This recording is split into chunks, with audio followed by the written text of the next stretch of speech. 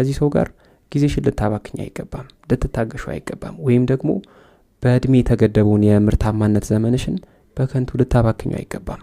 ይህንን በጣም ላስጠነቅቅሽ ይፈልጋል። ዛሬ ከማይሆን ሰው ጋር ለረጅም ጊዜ ቆይተሽ ነገሮች እንደማይሆኑ፣ እንደማያስኬዱ፣ እንደማያዋጡ፣ እንደተበለሻሹ ሲገባሽ በጥድፊያ ሮጠሽ ሌላ የማይሆን አይነት ሰው ላይ እንዳትወድቂ።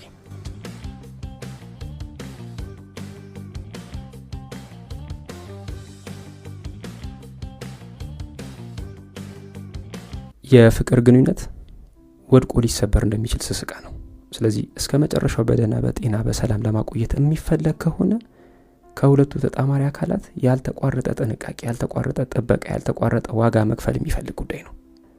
ከፍቅረኛሽ ጋር ዘለግ ላለ ጊዜ ወይም ደግሞ ረዘም ላለ ለሚባል አይነት ጊዜ በፍቅር ስትቆዩ አንድም ቀን ግንኙነታችሁን ከነበረበት አንድ ደረጃ ከፍ ስለማድረግ የማያወራ ከሆነ ወይም ደግሞ በትዳር ስለመጠቃለል የማያስብ እንደዚህ አይነት ምልክቶችን የማይሰጥሽ ከሆነ ይሄንን ሁኔታ በቸልታ ልታልፊ አይገባም። ቆም ብለሽ ነገሮችን ማየት፣ ቼክ ማድረግ የሚጠበቅብሽ ጊዜ ነው።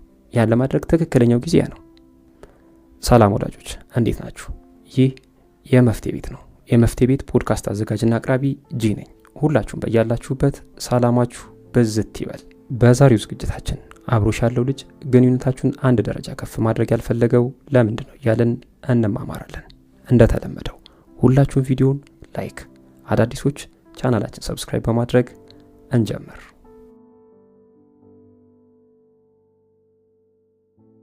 የመጀመሪያው መንዘላዘል ስለሚፈልግ። ምናልባት ብዙዎቻችሁ ይሄ ምክንያት ቀድሞ ዳምሯችሁ ይመጣል ብዬ አስባለሁ። ደግሞም ልክ ናችሁ። ወንዶች ኮሚትመንት ወደሚፈልግ በጣም ትጋት ወደሚፈልግ አይነት ሪሌሽንሺፕ ከመግባታቸው ወይም ደግሞ ሊገቡ እንደሆነ ሲያስቡ ከጓደኞቻቸው ጋር የነበረውን ፈን እንደሚያጡ፣ ነፃነታቸውን እንደሚያጡ፣ እንደሚታሰሩ፣ እስር ቤት ሊገቡ እንደሆነ ምናምን ያስባሉ። ልክ ናችሁ ማለት ነው። በተለይ ደግሞ ከትዳር በፊት ጾታዊ ግንኙነት ውስጥ ኢንጌጅ የምታደርጉ ወይም ደግሞ ኢንቮልቭ የምታደርጉ አይነት ሰዎች ከሆናችሁ፣ እንደዚህ አይነት ጥንዶች ከነበራችሁ ወደ ትዳር ባይገባም ምንም የጎደለበት ነገር እንደሌለ የሚያስብ ወንድ እንዳለ እንዳትረሺ። እንደዛ የሚያስብ ወንድ አለ። ሁሉም እንደዛ አያስቡም። ወር ደግሞ ወንዶች ወደ ትዳር የሚገቡት ያንን ነገር ብቻ አስቡ ነው ማለት አይደለም። ግን ደግሞ ያን ካገኘው ምን ጎደለብኝ ብሎ የሚያስብ ወንድ እንዳለ ደግሞ ልታቂ ይገባል። ስለዚህ በተቻለሽ መጠን ወደ ትዳር ከማምራትሽ በፊት ወደ ጾታዊ ግንኙነት ባትገቢ ለብዙ ነገር ይጠቅማል። ከነዛ ጥቅሞች አንዱ ይሄ ነው።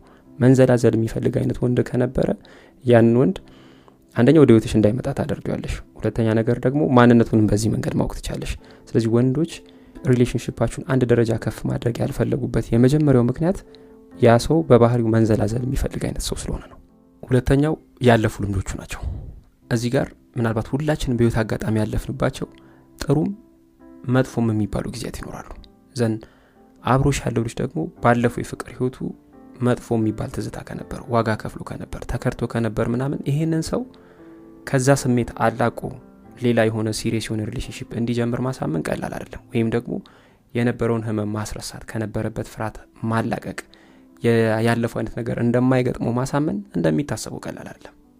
ስለዚህ የፍቅር አጋርሽ ወይም ደግሞ አብሮሽ ያለው ልጅ ግንኙነታችሁን ወደ አንድ ደረጃ ከፍ ማድረግ ካልፈለገ ወይም ደግሞ እንደዚህ አይነት ምልክቶችን ካላየሽበት ይሄ የሆነበት ምክንያት ይሄ ሊሆን ይችላል። ያለፉ ልምዶች ወይም ደግሞ ያለፉ ኤክስፒሪየንሶቹ ጥሩ ካልነበሩ በዚህ ምክንያት ሪሌሽንሺፓችሁን ወደ አንድ ደረጃ ስለማሳደግ ላያስብ ይችላል ወይም ደግሞ ሊፈራ ይችላል። ሶስተኛው ትክክለኛዋ ሴት አንቺ አይደለሽም ብሎ ሲያስብ ግንኙነታችሁን አንድ ደረጃ ከፍ ስለማድረግ ላያወራሽ ይችላል። እዚህ ጋር ምን እያልኩሽ ነው? ከአንዳንድ እውነተኛ ገጣማቸውን ያገኙ ወይም ደግሞ ትክክለኛ የምትባለውን የህይወት አጋር ያገኙ ወይም ደግሞ ትክክለኛውን የህይወት አጋር ያገኙ ብዙ ሰዎች የሉ። ወይም ደግሞ ቀላል አይደለም ከአንዳንድ እንደዚህ አይነት ስኬት ላይ መድረስ። ግን ደግሞ አሉ። ይሄ የተሳካላቸው ሰዎች ደግሞ በእኔ እይታ በጣም እድለኞች ናቸው። ግን ወደ ራሳችን ፖይንት ስንመለስ አብዛኞቻችሁ ትክክለኛው ሰው ጋር ከመድረሳችሁ በፊት በጣም ብዙ ለማመን የሚከብዱ አይነት ሁኔታዎች ውስጥ አልፋችኋል። በጣም ለማመን የሚከብዱ አይነት ሰዎች በህይወታችሁ መጥቶ ሄደዋል። ከዛ በኋላ ነው ትክክለኛ ወደሚባሉ ወይም ደግሞ አሁን ወዳላችሁበት ሪሌሽንሺፕ የደረሳችሁት። ልክ አንቺ ላይ ወይም ደግሞ እናንተ ላይ ይሄ እንደሚያጋጥም ሁሉ የፍቅር አጋሪ ብለሽ አሁን የመረችው ሰውም በእንደዚህ አይነት ሁኔታዎች ውስጥ አልፎ አንቺ ጋር ደርሶ ሊሆን ይችላል። አንቺ ጋር ሲመጣ የሆነ የሚያጠራጠር የሆነ ያልተመች ወይም ደግሞ የሆነ እርግጠኛ መሆን የሚፈልግበት ነገር ካለ ያኔ ያዝ ሊያደርግ ይችላል። ወይም ደግሞ ትክክለኛዋ ሴት አንቺ አይደለሽም ብሎ እንዲያስብ የሚያደርጉ ነገሮችን ካየብሽ ያዝ ሊያደርግ ይችላል። ሶስተኛው ሪዝን ይሄ ነው።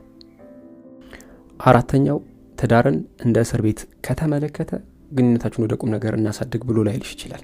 እዚህ ጋር ትዳር በጣም ትክክለኛ ማንነቱ በተሳሳተ መንገድ ከተተረጎሙ ጉዳዮች ዋነኛው ነው ብንል ማጋነን አይደለም። በተለይ ደግሞ ወንዶች ጋር ስንመጣ ወንዶች ትዳርን ክንፋቸውን ሰባብሮ እንደሚያስቀምጥ እስር ቤት በቃ ነፃነታቸውን እንደሚቀማ ጉዳይ ነው የሚመለከቱት። ወይም ደግሞ በጣም በቃ አደገኛ እስር ቤት እንደሆነ ነው የሚያስቡት።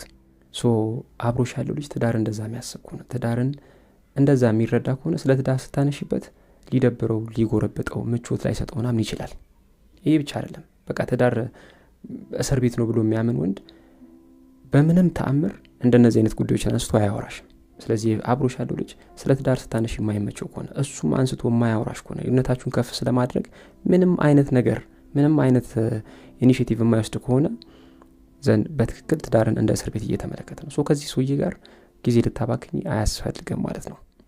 ታዲያ እንደዚህ አይነት ነገር ሲያጋጥም መፍትሄው ምንድን ነው? እስቲ መፍትሄውን እንመልከት። በመጀመሪያ ደረጃ እዚህ ጋር አንድ ነገር ልብ ልትይ ይገባል።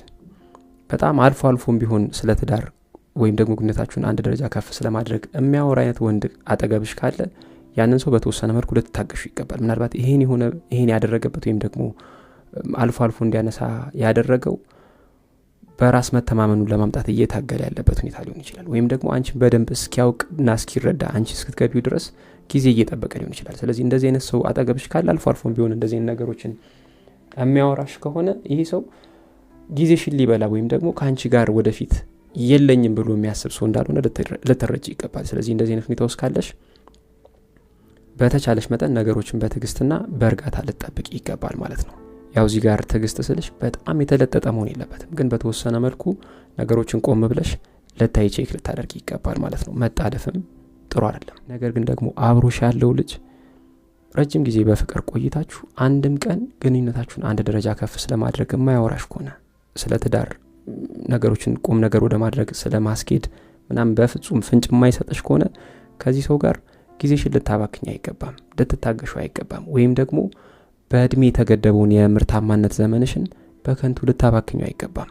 ይህንን በጣም ላስጠነቅቅሽ ይፈልጋል። ዛሬ ከማይሆን ሰው ጋር ለረጅም ጊዜ ቆይተሽ ነገሮች እንደማይሆኑ፣ እንደማያስኬዱ፣ እንደማያዋጡ፣ እንደተበለሻሹ ሲገባሽ በጥድፊያ ሮጠሽ ሌላ የማይሆን አይነት ሰው ላይ እንዳትወድቂ።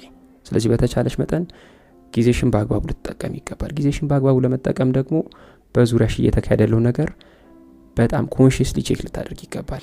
የፍቅር አጋርሽ ግንኙነታችሁን አንድ ደረጃ ከፍ ስለማድረግ በፍጹም እያወራ እንዳልሆነ ከተሰማሽ ምናልባት 1 ዓመትና ከዛ በላይ ለሚሆን ጊዜ ረዘም ላለ ጊዜ ስልሽ ይሄን ነው 1 ዓመትና ከዛ በላይ ለሚሆን ጊዜ አብራችሁ ቆይታችሁ ግን ስለ ቁም ነገር የማያነሳ ከሆነ ስለ ትዳር ስለምናምን የማያወራሽ ከሆነ ወይም ደግሞ ሲነሳ የሚደብረው ከሆነ ከዚህ በላይ ከዚህ ሰው ጋር የምትቆይበት ምንም ሪዝን የለም።